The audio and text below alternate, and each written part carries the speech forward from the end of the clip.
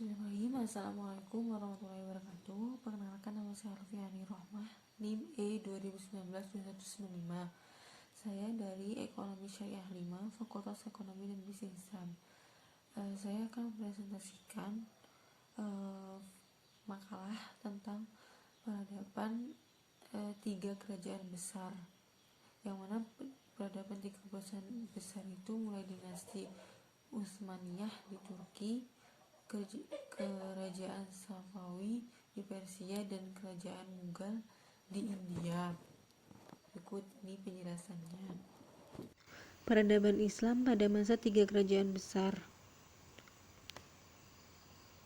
Peradaban Islam ada pada tiga kerajaan besar, yaitu yang pertama peradaban Islam Utsmaniyah di Turki, yang mana kerajaan Turki Utsmaniyah inilah yang menjadi sebuah pionir dalam perkembangan dunia Islam pada masanya, dan juga kehancurannya menjadi sebuah pembuka masuknya era industrialisasi ke dunia Islam. Pada awalnya, kerajaan Turki Utsmani hanya memiliki wilayah yang sangat kecil, namun dengan adanya dukungan militer tidak beberapa lama Turki Utsmani menjadi kerajaan yang besar, bertahan dalam kurun waktu yang cukup lama. Kemajuan pada dinasti Utsmaniyah ini yang pertama pada bidang kemiliterannya. Pada saat kerajaan Turki, para pemimpinnya merupakan orang-orang yang kuat, sehingga kerajaan dapat melakukan ekspansi dengan cepat dan luas.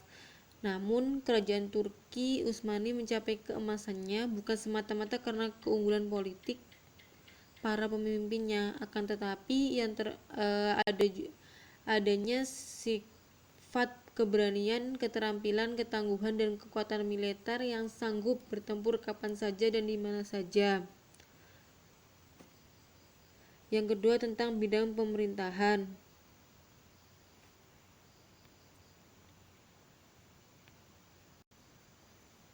Pada bidang pemerintahan, suksesnya ekspansi Turki Utsmani selain karena ketangguhan tentaranya, juga dibarengi pula dengan terciptanya jaringan pemerintahan yang teratur.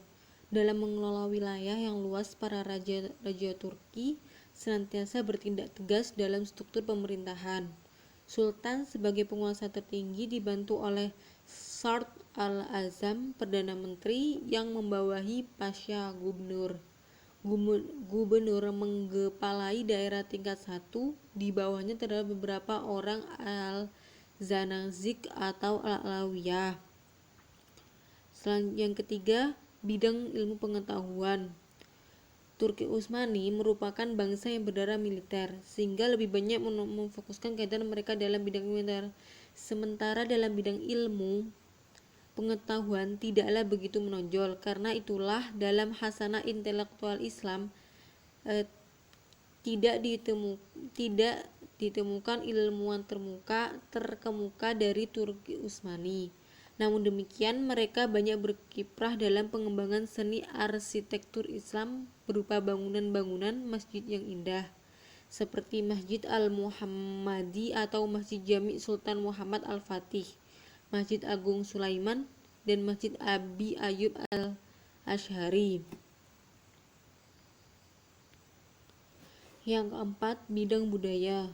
Pengaruh dari ekspansi wilayah Turki Utsmani yang sangat luas, sehingga kebudayaannya merupakan perpaduan macam-macam kebudayaan. Di antaranya adalah kebudayaan Persia, Bizantium, dan Arab. Dari kebudayaan Persia, mereka banyak mengambil ajaran-ajaran tentang etika dan tata krama dalam istana raja-raja.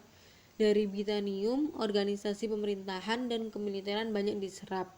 Sedangkan dari Arab, mereka banyak menyerap ajaran-ajaran tentang prinsip ekonomi, sosial kemasyarakatan, keilmuan, dan bahasa huruf. Yang kelima, tentang bidang keagamaan. Agama dalam tradisi masyarakat Turki Utsmani merupakan peranan besar dalam lapangan sosial dan politik. Masyarakat digolong-golongkan berdasarkan agama, dan kerajaan sendiri sangat terikat dengan syariat, sehingga fatwa ulama menjadi hukum yang berlaku.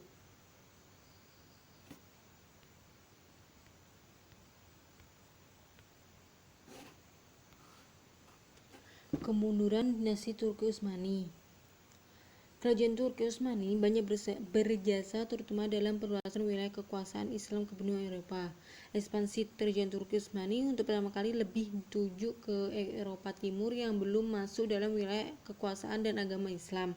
Akan tetapi karena dalam bidang peradaban dan kebudayaan berkembangnya jauh berada di bawah kemajuan politik, sehingga bukan saja negeri yang sudah ditaklukkan akhirnya melepaskan diri dari kekuasaan pusat, tetapi masyarakatnya juga tidak banyak lagi yang memeluk agama Islam. Proses kemunduran hingga kejatuhan kerajaan Turki Utsmani berlangsung sangat lama, kurang lebih 3 abad, yakni mulai berakhirnya masa Sulaiman II Al-Quni 1520 Masehi hingga masa kejatuhannya 1924 Masehi.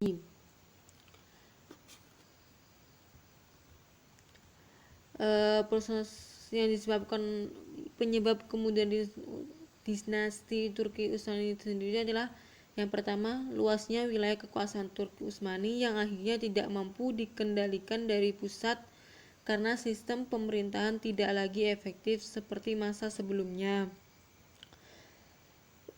Yang kedua, pemberontakan berkali-kali yang dilakukan oleh pasukan Janissary. Yang ketiga, penguasa yang tidak cakap setelah Khalifah Sulaiman II Al-Quni menimbulkan perselisihan dan pembunuhan di lingkungan istana. Yang keempat, akibat kekalahan yang diderita Turki Utsmani dalam sejumlah peperangan mengakibatkan perekonomian semakin terpuruk dari waktu ke waktu. 5. Ilmu pengetahuan dan teknologi khususnya yang berkaitan dengan kebutuhan perkembangan militer tidak terlalu berkembang. Yang keenam, tumbuhnya gerakan nasionalisme.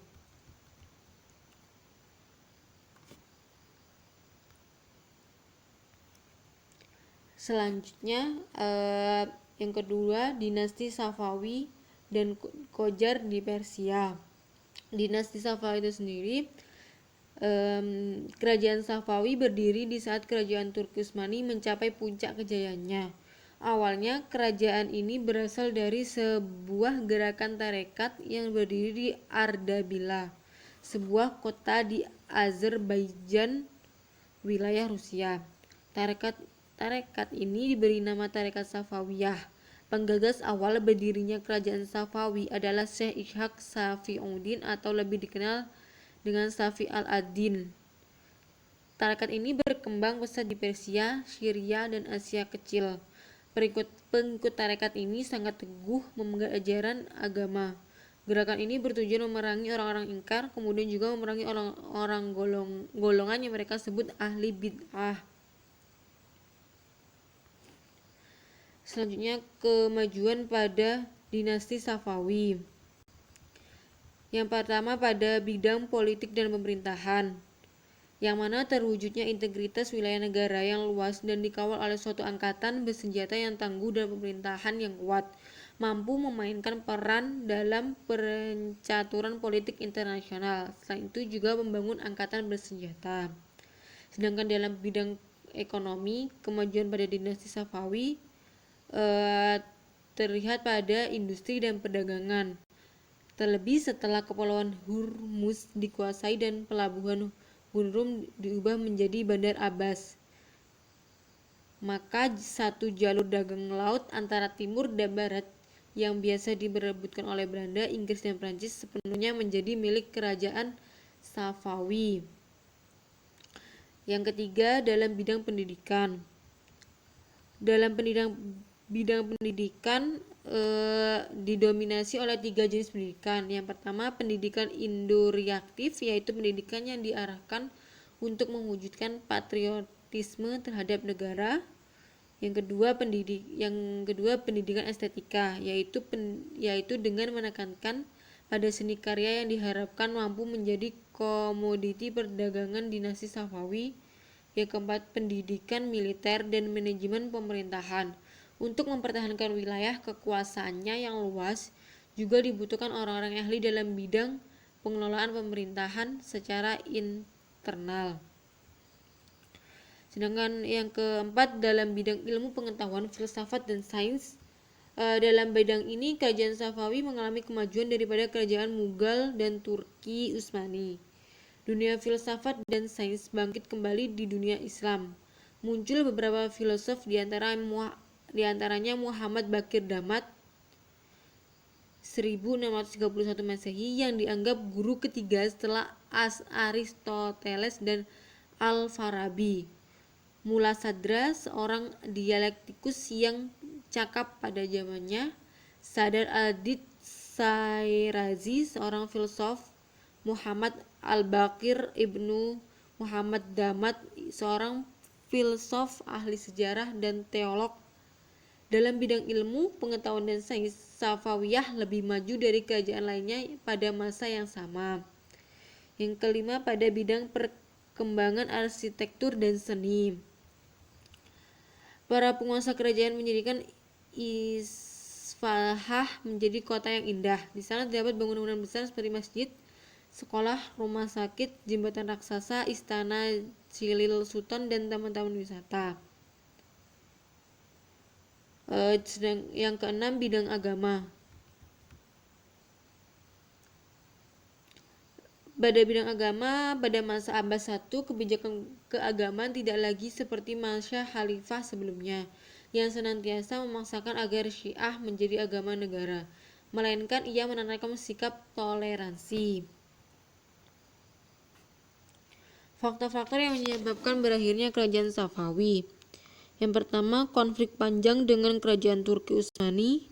Yang kedua, adanya kerusakan moral yang melanda sebagian para pemimpin kerajaan Safawi. Yang ketiga, pasukan gulam, budak-budak yang tidak disiapkan secara terlatih dan tidak diberikan pendidikan rohani sehingga semangat perang menjadi melemah. Seringnya terjadi konflik inter dalam bentuk perebutan kekuasaan di kalangan keluarga istana. Yang kelima, kemerosotan aspek pemerintahan membawa pengaruh besar terhadap lenyapnya ketahanan dan pertahanan kerajaan Safawi. Sedangkan dinasti Qajar itu dinasti yang sebutan umumnya menggambarkan Iran atau kemudian dikenal sebagai Persia. Di bawah keluarga dinasti Qajar yang berkuasa yang memerintah Iran sejak 1794 hingga 1925. Pemimpin dinasti Qajar dan sekaligus pendiri kepemerintahannya yaitu Aga Muhammad Khan dan ditetapkan sebagai Syah, Kaisar atau Raja pada 1779 sampai 1797 Masehi. Yang ketiga, tiga dinasti kerajaan besar. Yang ketiga yaitu dinasti Mughal di India. Kerajaan Mughal merupakan kelanjutan dari Kesultanan Delhi, sebab ia menandai puncak perjuangan panjang untuk membentuk sebuah imperium India Muslim yang didasarkan pada sebuah sintesa antara warisan bangsa Persia dan bangsa India. Keberadaan kerajaan Mughal ini sendiri dalam periodisasi sejarah Islam dikenal sebagai masa kejayaan kedua setelah sebelumnya mengalami kecemerlangan pada dinasti Abbasiyah. Selanjutnya, raja-raja Mughal itu ada 6. Yang pertama, Jahiruddin Muhammad Babur 1526 sampai 1550, Humayun 1530 sampai 1556, Syah Akbar 1556 sampai 1605, Jahangir 1605 sampai 1627, Shah Jihan 1628 sampai 1658, Aurangzeb 1658 sampai 1707, Bahaduddin Shah 1707 dan sampai 1712. Yang selanjutnya Jahadar 1712 sampai 1713. Selanjutnya Shah Alam 1760 sampai 1806. Selanjutnya Akbar II 1806 sampai 1837 Masehi. Dan yang terakhir Bahadur Shah 1837 sampai 1858.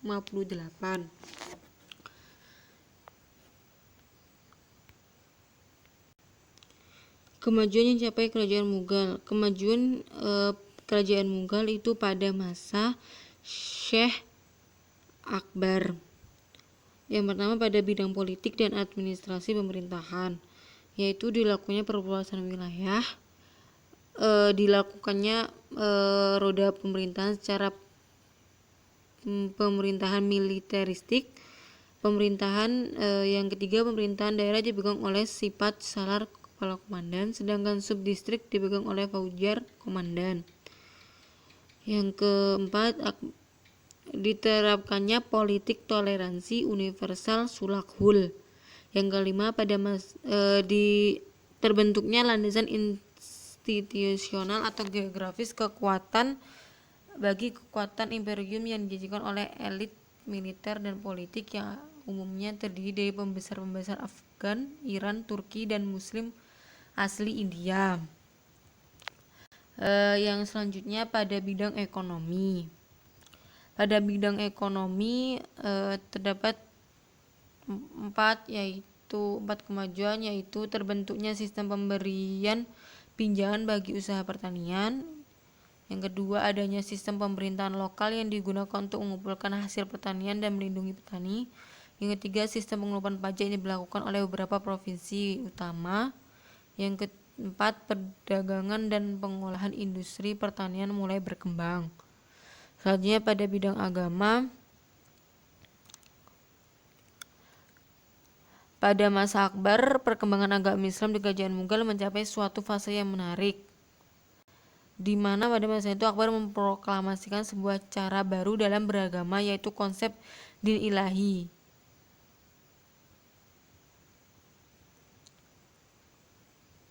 Dan masih banyak lagi. Dan pada bidang seni budaya, munculnya beberapa karya sastra tinggi dan juga berbagai hasil dari bidang arsitektur seperti Taj Mahal di Agra merupakan puncak karya arsitektur pada masanya. Taman-taman kreasi Mughal yang menonjolkan gaya campuran yang harmonis antara Asia Tengah, Persia, Timur Tengah, dan lokal. Kemunduran dan keruntuhan kerajaan Mughal. Raja-raja pengganti Aurangzeb merupakan penguasa yang lemah sehingga tidak mampu mengatasi kemerosotan politik dalam negeri. Tanda-tanda kemunduran suatu sudah terlihat dengan indikator yaitu dari bidang internal, tampilnya sejumlah penguasa lemah, terjadinya perebutan kekuasaan dan lemahnya kontrol pemerintahan pusat. Dan bidang eksternal, terjadinya pemberontakan di mana-mana seperti pemberontakan kaum Sikh di utara, gerakan separatis di Hindu di India Tengah, kaum muslimin sendiri di timur, dan yang terberat adalah invasi Inggris melalui IEC. Dominasi Inggris diduga sebagai faktor pendorong kehancuran Mughal, dan mereka meminta kepada Bahadur Shah untuk menjadi lambang perlawanan itu dalam rangka mengembalikan kekuasaan kerajaan. Mungkin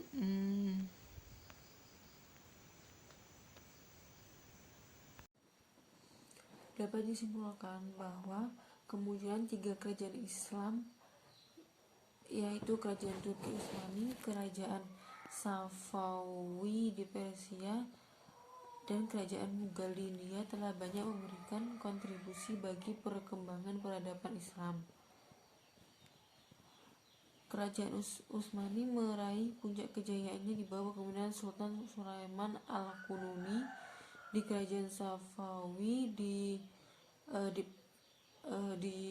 bawah kepemimpinan Syekh Akbar Abbas I membawa dan selama 40 tahun, dan pada masa di kerajaan Mughal meraih masa keemasannya di bawah Sultan Akbar. Mungkin itu saja yang saya sampaikan. Mohon maaf bila dari penjelasan yang saya sampaikan masih ada kekurangan. Wabillahi taufiq wal hidayah. Wassalamualaikum warahmatullahi wabarakatuh.